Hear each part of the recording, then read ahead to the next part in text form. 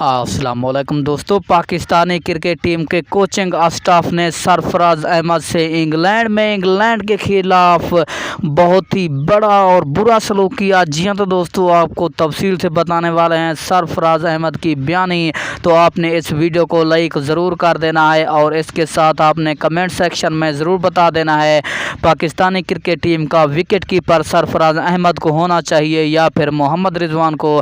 तो चैनल को भी ज़रूर सब्सक्राइब कर दें। जी हाँ, तो दोस्तों अगर आपको बताते चलें, सरफराज अहमद आखिरी T20 मैच नहीं खेलना चाहते थे और सरफराज अहमद को आखिरी ही T20 मैच खिलाया गया, जिसकी वजह से सरफराज अहमद और मिसबाह-उल हक की आपस में नहीं बनती थी और मिसबाह-उल हक ने इंकशाफ किया है कि सरफराज अहमद अपना आखिरी T20 मैच यानी कि तीसरा और आखिरी T20 मैच इंग्लैंड में नहीं खेलना चाहते थे और यूनिस खान बाबर आजम ने उसे मुतमईन किया कि ये आप आखिरी T20 मैच खेलें पाकिस्तानी क्रिकेट टीम के लिए, क्योंकि सरफराज अहमद समझ रहे थे कि ये उनका अलविदाई मैच होगा, क्योंकि आखिरी T20 मैच में उन्हें मौका दिया जा रहा है।